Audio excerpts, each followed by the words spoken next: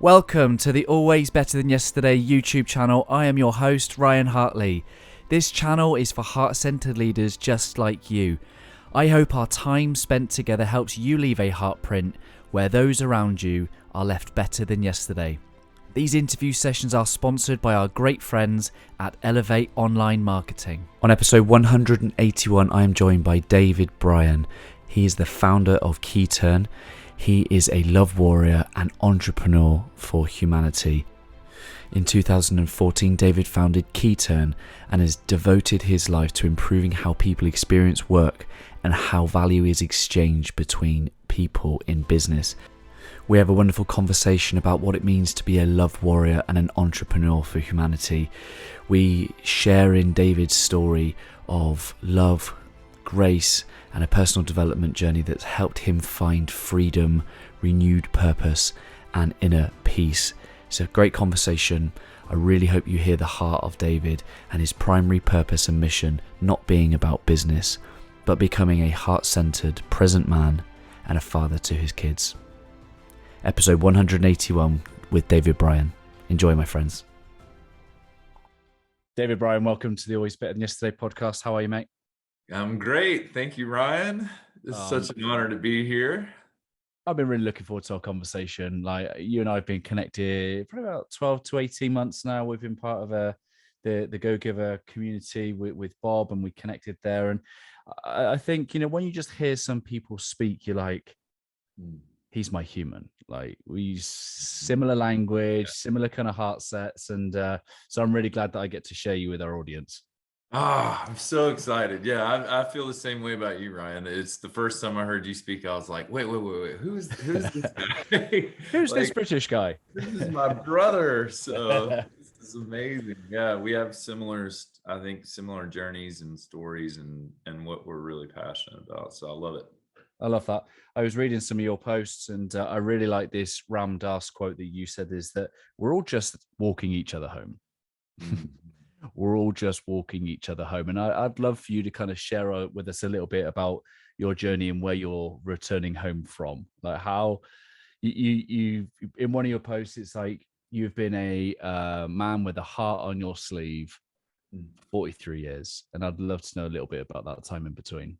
Man, you're cutting straight to the heart, aren't you? That's what we do. That's what we do. You're good at it. I like it. So I was a pastor's kid. I was a PK growing up, and had all the requiring, you need to do this, and this is the path you need to walk in life. And I was more I'm the creative kid that's like looking around, and then but I would go into the Sunday school and like play with the little kids and stuff when I was like in like high school, right? Like middle school and high school, just because I loved the light of children and just the joy and the happiness. And I was just so captured by this beauty of life that seemed to, as we age, begins to be sucked out of us, right?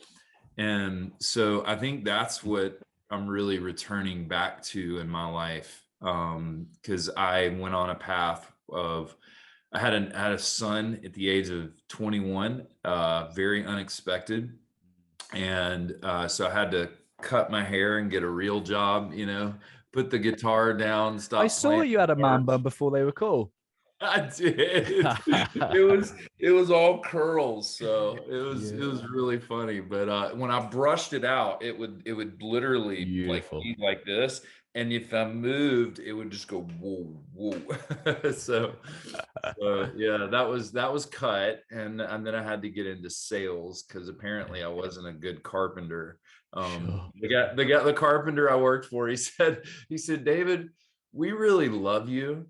He's like, we love keeping you around, but you're not worth shit when it comes to carpentry. So I got into sales and was in that for over a decade and experienced promises of like, oh, you're going to make this much money when you work here, right? And we create these big expectations to bring people into our companies, right? And I just kind of got, I lost trust in leadership. I lost trust in leadership. And I knew that that's not the kind of leader I wanted to be, where we make promises just for short-term gains, right?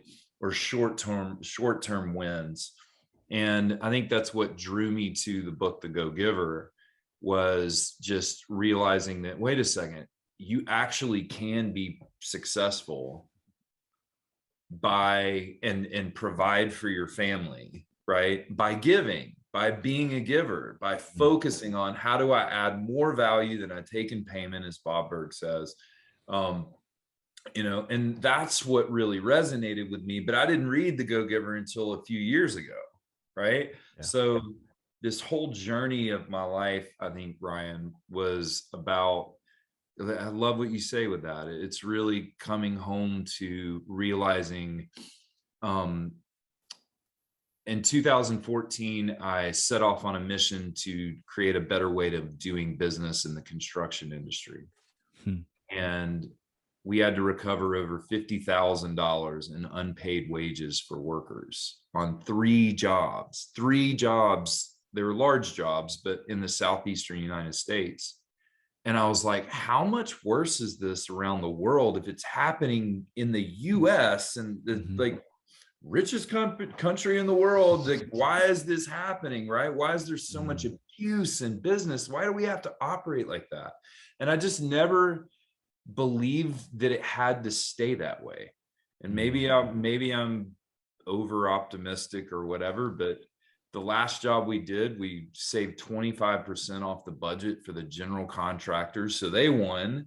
And then all vendors and workers got paid on time, accurate amounts. It was the cleanest, most organized job I'd ever seen, and the superintendents, everybody had ever seen, because we tied in profit sharing for the workers into the extra profit. So they saw every brick as a dollar, right? So when we can learn to collaborate and work together, and we don't have to be cutthroat, that's the world I want to live in. And I believe that there's a better way to do it. And so we proved it. That took me to Harvard Business School with a co-founder for 6 months who was at Goldman Sachs and Carlyle Group and all that, a world I knew nothing about, right? I was a country boy from Tennessee and didn't graduate college, had a son at 21, and my son just graduated college on Saturday. Nice. And he's 22. But here's the thing. In my pursuit of success to make a difference in the world, I wanted to change the world. I wanted to make things better for everyone, right? Yep. I worked so much. I wasn't present with my kids. I was always on my phone. Yeah. I wasn't there really. I was there, but I wasn't there. And today I'm having to rebuild slowly relationships with my older kids because I wasn't there so much in their youth. So I'm working to do it right. Yeah. With my daughter, my youngest daughter, who's 11, and saying, you know what? I'm going to focus on being present with her. It's summertime. We're in the mountains right now. We're going to go kayaking tonight, down the river, and my buddy and I, and take our girls down it. And like, I want to make memories with them because I may not change the world, or maybe I do. Maybe our company does scale globally and changes human trafficking and modern day slavery and the way that people contract in business and so forth. The pressures as a father and then a founder of a tech company that like Mark Cuban and these big investors invested in, like that was a lot of stress and it broke me. And so I had to learn to live again. Had to learn to be again. And so I got into the Wim Hof method, which I know you're into, meditation, breath work. I tried anything to deal with this chaos that was happening in my brain, to slow it down and say, I want to just be here and be with the people that are in my life.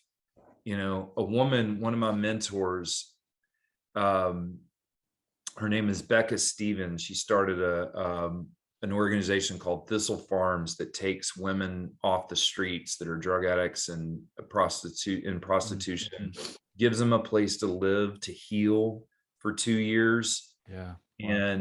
And then gives them a job making bath and body products that are then sold to like Whole Foods in the United States, and they're multi-million-dollar like public benefit corporations. So it's this whole ecosystem they've created. And she inspires me so much. And she said to me this, she said, David, she reached down on the ground and she touched the earth and the dirt. She put her hand in the dirt. She said, David, we came from the earth and we're going to return to it.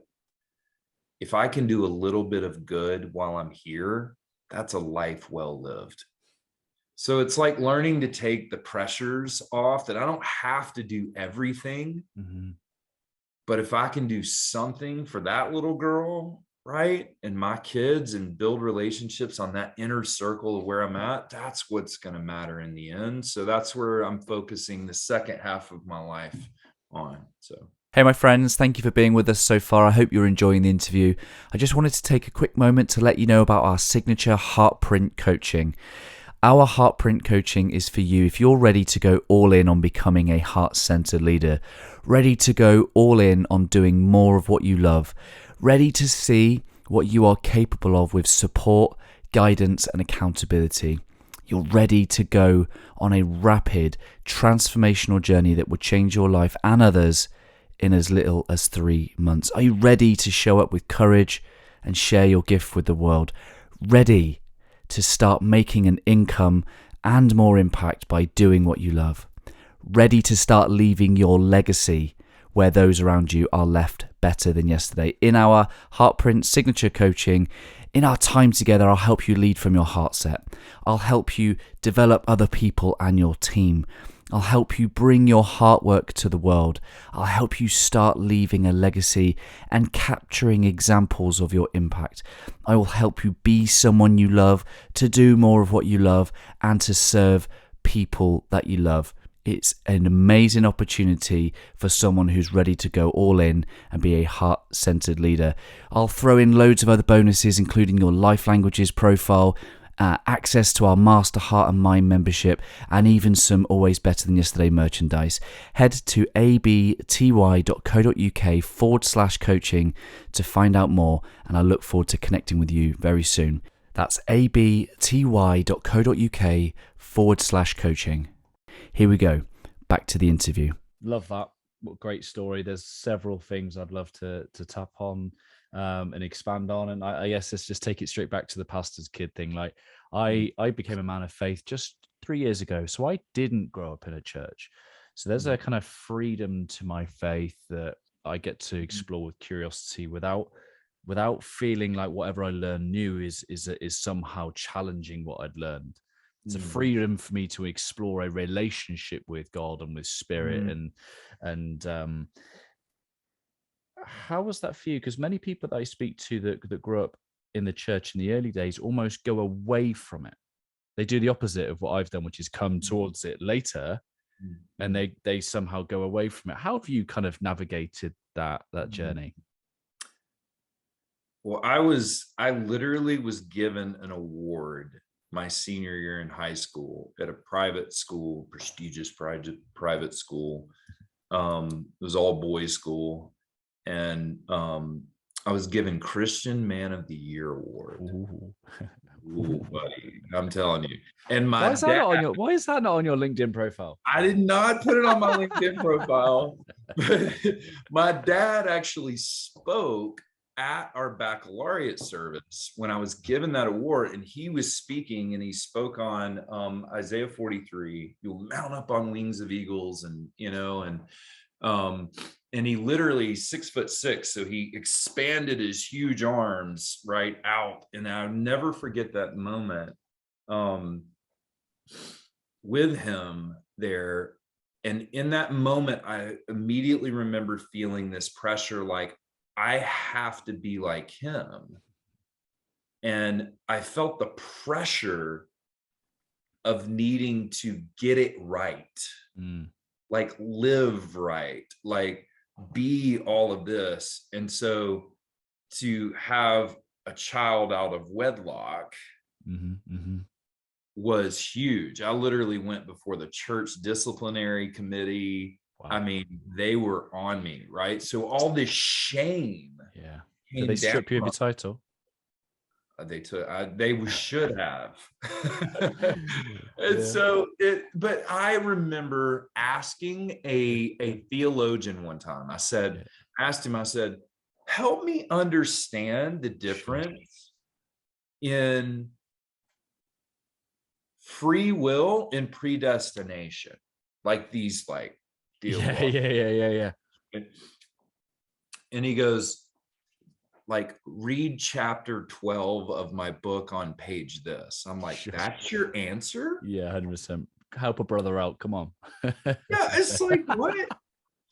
And I was like, this is so why do we have to be all up here? 100%, right? It's here. Yes. Like when I listen to a powerful song by Elevation Worship or something like that, right? Or the song Oceans, right? Like we all have heard, most people have heard that song. And you hear that song and you're like, why do I feel like moved by this? Like I cry all the time. So it's like, why am I crying right now to this song? And I feel it here, but I don't necessarily understand it up here. So my path in spirituality and religion and is to become more open and understanding and appreciative of others while still being able to hold to what I believe my faith persuasion is, because I really do feel like we're all just guessing anyway. Well, that's the punchline, isn't it? That's the punchline. We'll never figure it out in this lifetime. No.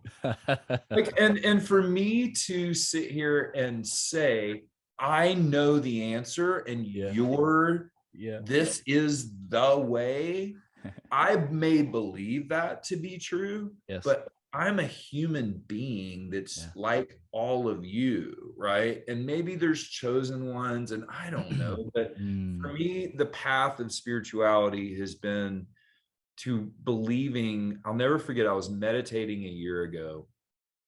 It was about 9 months ago, and I was in nature and I was like, just in prayer. And I was like, God, I need you to kind of come through on something that I'm dealing with. And I remember having this sense of being like, I already have, and you already have. And I was like, whoa, right? Like mind blown. And then all of a sudden I look, I mean, I promise I did not take drugs, promise, right? But it was like I was in this euphoric high of meditation where I don't know if you've ever experienced that. Have you? Like where this powerful, whoa experience where I felt connected to everything around me. Yeah. And I wasn't in lack of anything. Yeah. And I realized in that moment, I was like, I really believe that's what God is. And that I also believe that I know that I fall short, man. Like I miss the mark a lot. And I'm not a perfect dad. I've made a lot of mistakes, right? And there's a lot of shame and guilt around all the ways I didn't show up for my kids growing up. And yet I've somehow got to let go of that. And that's where the message of grace and Jesus really hit my heart big, because I'm like, that makes sense to me. That's just my experience, but I have friends that are Hindu and Muslim, and I love them. And I love having conversations about, help me understand your world. Yeah. That's what I So said. I want to explore, and we're all literally just walking each other home like that, like, and Exactly. really relax into Yeah. that. I love that. And you know, and I guess, like I said, with my freedom of learning is I love that the good book says that God is love, He's light, He's in all, He's through all. And then I read books like Joe Dispenza that says that when we're in states of love, we emit biophotons, which is the measurement of light. So God is love, God is light, you know, literally made manifest through us. And that moment of connectedness, I was driving down the motorway, the freeway here in the UK, and then this just blackbird just flew across my path. And then, like, honestly, it was the most bizarre thing. Like, it was everything zoomed into this blackbird, and I could almost experience his little rib cage, his little heart beating, and like, you know, and just come to, and you're just like, what just happened? Yeah. I felt at one with this blackbird, thinking that, oh, we've got more in common than when we don't. And I was like, what has just happened to me? And bearing in mind, 3 years ago, I didn't want anything to do with this God guy, like, man of science, and anything to do with it. So the fact that you and I are here and having a beautiful heart-to-heart, man-to-man conversation about these things is the humor's not lost on me. Mm. It is a deep connection when you have those experiences, and then you can share them with others and say, oh, if you had something similar, like, name a time in your life where you felt connected to God, or connected to the earth, or connected to another human being. Like, what was that like? Do you remember that feeling? Right.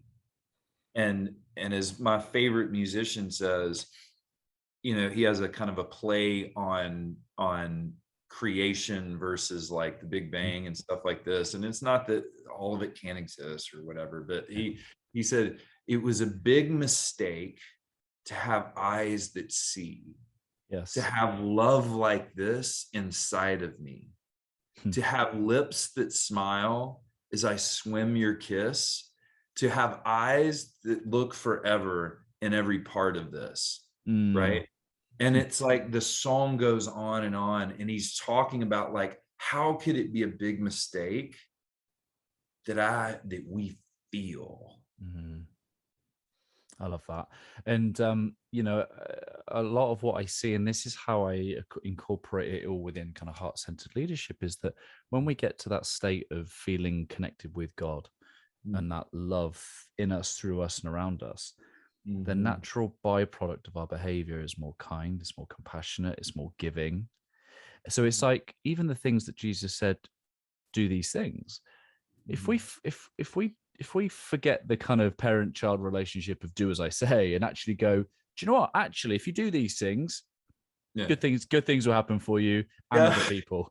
And if you do these other things, well, your life's not going to be really enjoyable. Maybe that's kind of hell on earth, like, you know what I mean? And sometimes we can take things too literally. Why do I want to be told what to do? I want free.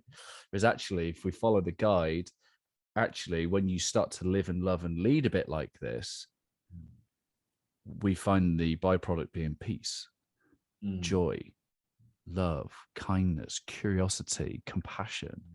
And isn't a world where leaders have that in their hearts so much more uplifting? And I love that. So let's get onto your public benefit company corporation. I love the sentence that I read, which is about, you got into this line of work to help reduce human suffering in business. And I think that really, that one line is testimony to the fact that you can not only be people-centered in business, but you can bring your heart to the business world. Yeah. Most of what I do, Keyturn is the name of the company. Yeah. And it has been a labor of love for 10 years now, and 8 years full-time. And I started it, honestly, I've said before, like, it was, I watched this TED talk by Cameron Sinclair on thousands of workers in the country of Qatar preparing for the World Cup. That is over a decade, when they started building for it, thousands of workers had died due to Right. poor working conditions and all this kind of stuff, right? And I'd been in the industry for close to a decade at the time, and kind of all levels of it, supply chain, construction, like managing workers on job sites, managing big budgets, stuff like that, to actually swinging a hammer myself, which I wasn't very good at. And, There's a pattern there, mate. yeah, there's a pattern. There's a pattern. Live and learn. So, but I experienced so much like non-payment for work, or delayed payment, or slow payment. And I saw how people that live paycheck to paycheck experience what happened to them when they had no resources and they were expecting a check on Friday. I literally had workers call me. They were like, my boss didn't call me. Can you pay me? Can you help me? I'm in the car with my wife and my 2 kids because we were evicted from our apartment. Oh, wow. And I can tell you story after story of stuff like that. And I just experienced enough of that. And I knew a better way to do it. And I designed it over the years. And I was like, it's time. And then a top real estate developer in the US, who was an old client and friend of mine, called me up one day and said, quit your job and start Keyturn. I was like, you're crazy. I just started making great money. I'm providing for my family, and you want me to go quit the job and start this company? He's like, David, you know how to fix this. Yeah. And I'm like, and I had no idea what I was signing up for when I did that. But we've made some impact, we've made some change, and it's been hard as living is all get out to build the company over the years. It's a big platform of end-to-end material management. And what that does is, have you ever been in a job where you didn't feel like you had the sufficient tools to effectively and efficiently do your job and provide value to the customers? Most of us have that experience in business. Like, well, I wish that, why do I have to do this paperwork? Like, it's so inefficient, or I accidentally filled something in wrong, or someone read it the wrong way, or whatever. So I looked at it and I'm like, so many of the inefficiencies in the flow of money in the construction industry alone. So all the way from the bank to the owner, to the general contractor, to the subcontractors, to the subcontractors, and then the workers who need the money the most are the last ones to get that money. Yeah. And they're 67% of workers in the US construction industry lose an average of 15% of their wages on an annual basis. So what I did is, at first I was like angry, right? I'm mad. I'm like, I want to change this, right?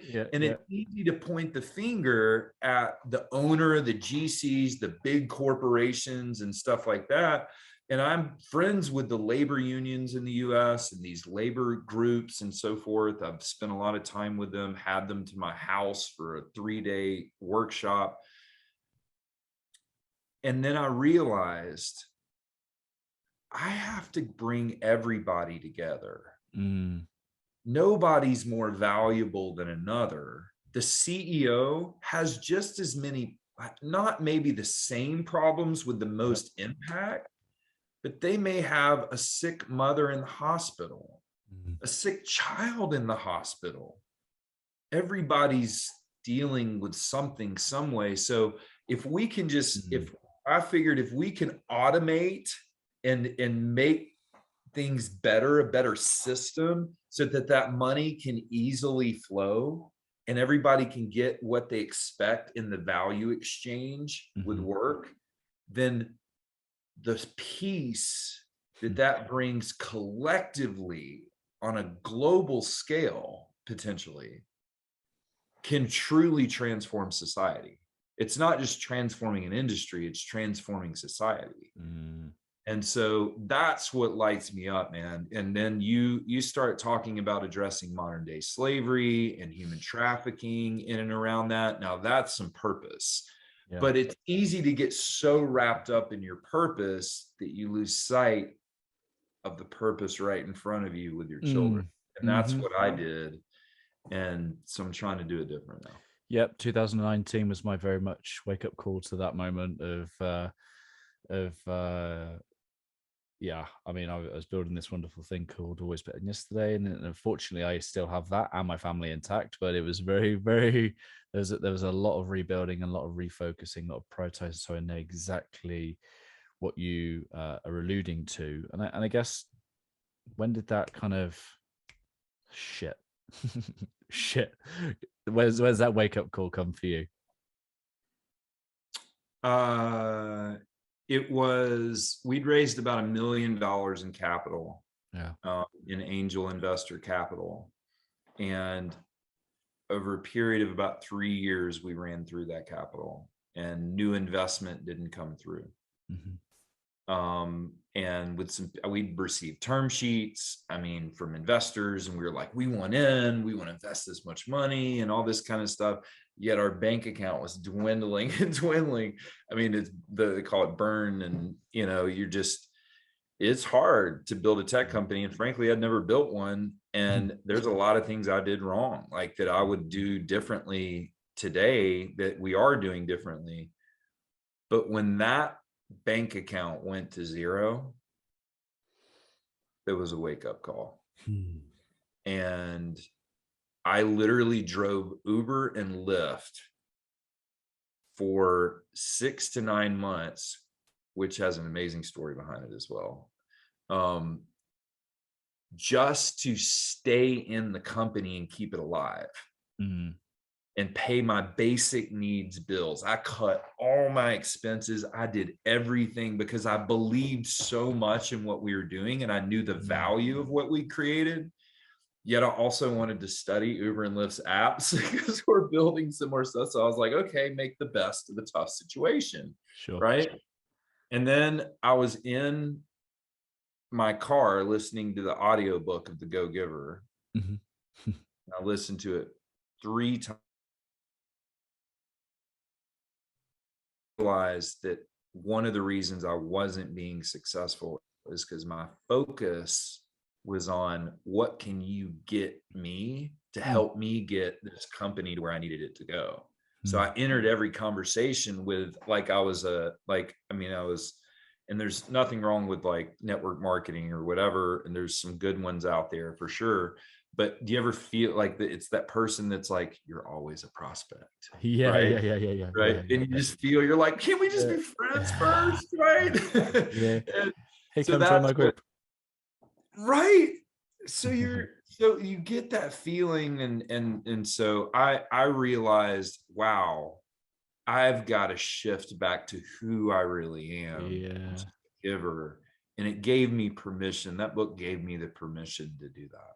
Yeah, I love that. It's really interesting. I really liked the post on your page, which is like, we're not funnels. Like you just that spidey sense that we know that somewhere we're being sold to or groomed for the sale, or we're just waiting for the punchline or call to action. And just I love your reminder that we are human beings and that there's a different way. Not only is there a different way, but you're like, it's time for change, and we're bringing it. Yeah. And so often people forget that second bit. Bring it. Like look around. If there are things that make you angry, be part of the solution. And I don't know whether I'm kind of joining two dots that don't really go, but in your awakening poem, you talk about maybe I needed me. Maybe I need me. And I guess how much of you connected to you, your story, and just the things that you're innately passionate about, and how much does that kind of show up in your world and your work? It used to be disconnected. I felt like I had to keep them in silos, kind of, where the musician poet in me had to stay over here and it couldn't really be connected to what I did in building Keyturn as a tech company. and then building a new company with some other really great people, calling it Cultured, actually, about how do you develop culture in a company and retain and recruit the future workforce. And we're working with a big company right now on that. And what I realize is if you can weave all these things together, right? So what does that mean? So for Keyturn to work, people have to agree to operate and work collaboratively and be transparent and accountable in the way that they operate. So there's a system that you can engage in that can protect your money, but you got to be willing to operate collaboratively. Well, a lot of people have never been trained how to do that. So I helped start this other company that's going to be focused on helping corporations train their employees on how but we use technology and audio, video, all this kind of stuff. And then we have data analytics and metrics that kind of connect it in all together. And then we use there's a book called Winning on Purpose. It is incredible. It is by Fred Reichheld, I think, from Bain Consulting.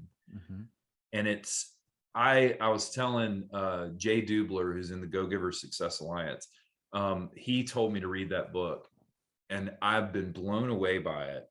And it's truly like a manifesto for the future of business, how we should really operate, how we really want to operate in business. So he has this concept of huddles. How do you bring your teams together and stuff? So, but it's like creating these, how can you weave it in all together to help people? It's all about people and learning to say, you know, we as men, a lot of times, well, I got to be tough. I can't show my heart, you know, right? You live and breathe that, right? And I love that. And it's like, no. I'm going to show my heart, and I'm going to cry if I want to cry. I'm going to share about what's on my heart, right? Did you as a man cry when your child was born? Maybe you didn't cry, but you certainly felt some feelings that you'd never felt before. That is for sure, right? Yeah. And it's bringing that spirit into things. And I've playfully said that, you know, last year there was a bunch of grown men crying over a football game in Wembley Stadium. And it's just simply trying to find things in our day-to-day life that gives us purpose and meaning, because it takes us 40 hours at minimum a week away from those we love. And it sure as heck better be worth it, because otherwise, I guess I imagine a lot of people are unfulfilled by the work that they do. Yeah. But I want to touch on one of the ways that you describe yourself in your Facebook bio, which says that you, David Bryan, are a love warrior. What does it mean to be a love warrior? Love that. Love warrior, entrepreneur for humanity. What does that mean? I believe a love warrior is, you know, I think there's a call in men. If anyone's ever been to Date with Destiny with Tony Robbins, one of the best experiences of my life. It's his main kind of signature program. And it was very transformative for me. My number one takeaway from Date with Destiny was only create stories that I want to become true. Only create, we tell these stories in our head of when we replay these things, but like, I only want to think about and create stories in my head. Like I can say, oh, well, that person's thinking this about me, right? No, like I want to think that they're thinking that they want to build a relationship, an authentic, loving relationship. And so Date with Destiny, Tony Robbins has this thing where he takes all the men and he says, men, I want you to feel this experience, right? And he just stands and he looks, he says, all stand up. So all the men in the room stand up. And he just stares at him and looks at him. And he's just like, freedom, like this, right? And every man in the room goes, freedom. Yeah, right? Like it's like Braveheart, right? And you're just like, we all as men have this desire to be like, I want to charge into battle for a worthy cause. Yeah. And I believe with all of my being that we all want to do that. And what is more of a worthy cause in life than love? Yeah. Beautiful. It And almost. I want to be a love warrior. I want to find love, create love, connect people with love. Like, that's what lights me up, man. And I know it does you too. And I think that's why we were like let's brother, and I want to see if we can pour more love into the world, into businesses and stuff like that. I like this sounds really funny, but I really want to just go put my arms around Vladimir Putin and just be like, dude, you just need a hug, bro. Like, this anger and all this stuff, rage that you've got in your heart, and you're just tearing stuff up everywhere.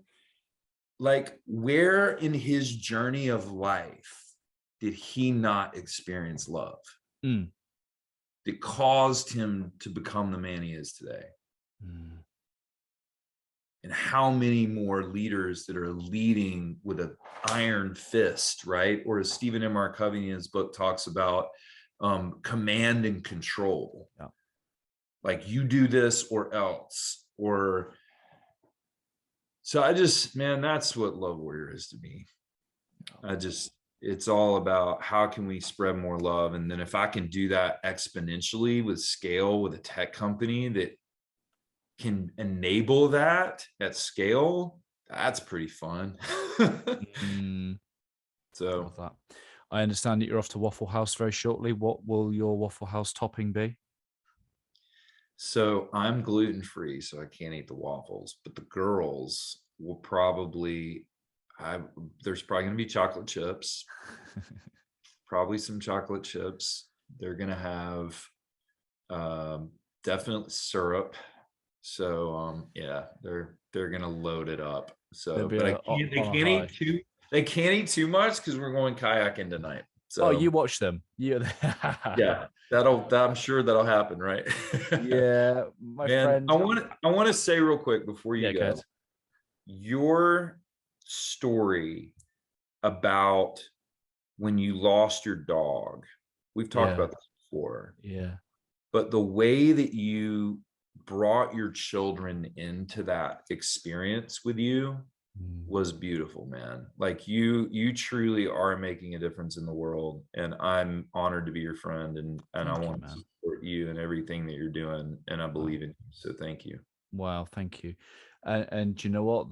That's another God moment, because I don't know how much I explained of the story, but my dog was missing, teeny little thing, no collar, very dark at night. It was in the middle of winter, and she was in an area of town that we've never even found. And I think you're familiar with the Heart Math Institute and this understanding that if we elevate our emotions and our thoughts and we send it out into the universe, into the field, that in some way these animals can pick up on our vibes, right?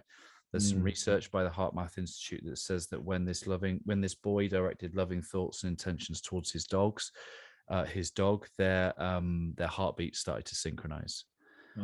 So I had this belief in both faith and God. I needed God's help at this point. I was on my knees. I just did not want to be going home to tell the kids that their dog was not coming home. Like, that couldn't bear that thought.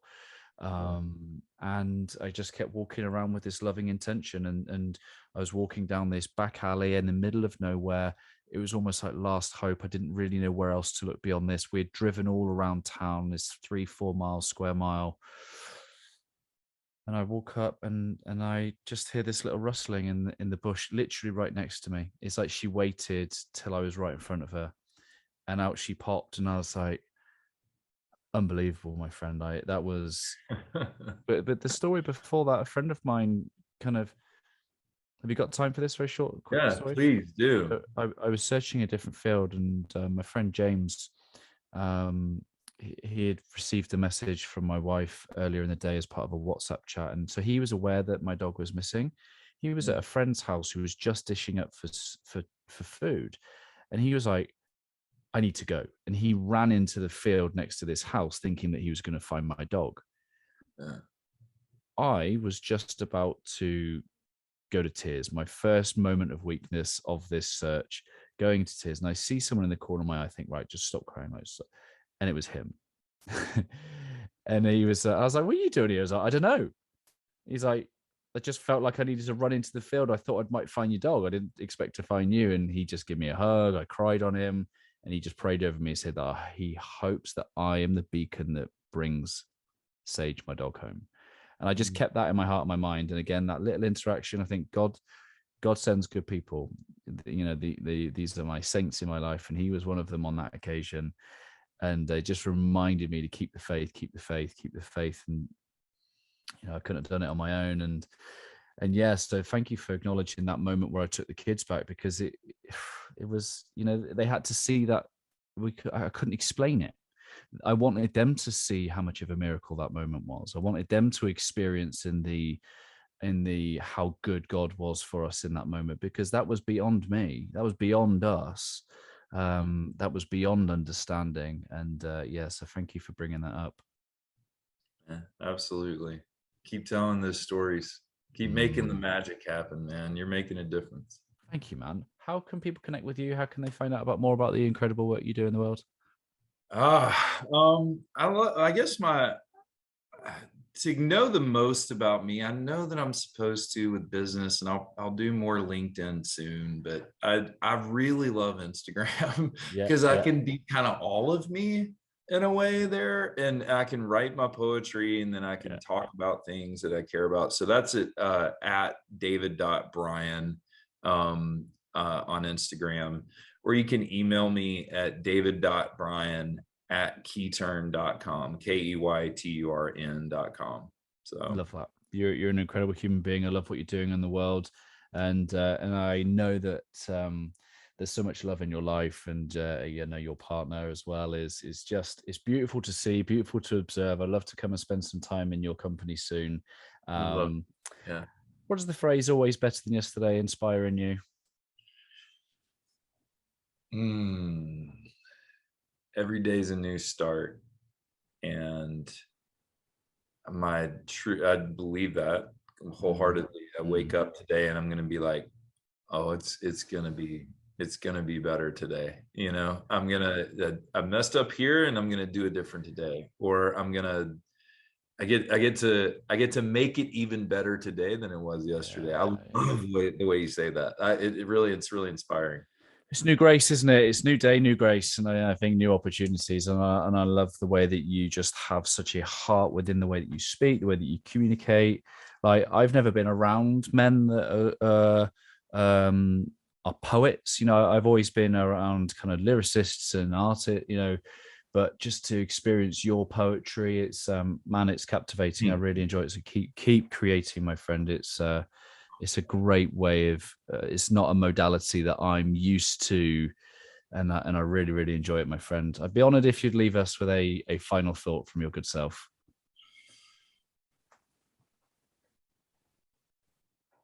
Do the work necessary in yourself to discover who you are and the traumas that you've experienced, and understand and unwrap those stories so that presence, when triggers happen or stress happens and things like that, we're able to breathe into that moment and lead with love. But it takes a lot of work internally to do that. And that's my encouragement to everyone, is it's worth it. It's worth it. And the ice baths are optional. Not for me. That is the one thing. The Wim Hof method has been the #1 most impactful thing for my personal mental health. Why do you think that is? It forces you into a fight or flight state, which is what triggers do. If you have PTSD like I do, it forces you into that fight or flight state, and it trains you that no, you can handle these situations. And that first time when you're in the ice and you go into fight or flight, right? You're stressed.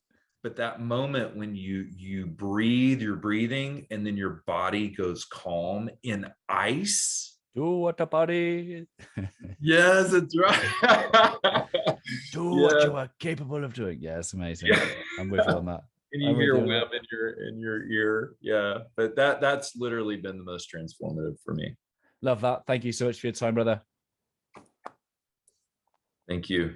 Thank you for making it to the end of the interview here on YouTube. I hope that our time spent together has left you a little bit better than before you push play. Before you go anywhere, please leave a comment down below, some of your key reflections, your key takeaways. I love hearing from you and what this conversation has inspired in you. Let me know what you're going to do as a result of this conversation. I will be back next Wednesday where I will share another inspiring guest. To make sure that you don't miss that, please do subscribe, hit the bell, and you will be notified as soon as it goes live. If you're curious to know how I, through Always Better Than Yesterday, can serve you, your team, your organization, please do visit alwaysbetterthanyesterday.com, and it will be my honor and privilege to help you in any way I can. Keep leading, my friends. I've been Ryan Hartley, host of the Always Better Than Yesterday podcast here on YouTube. Always love.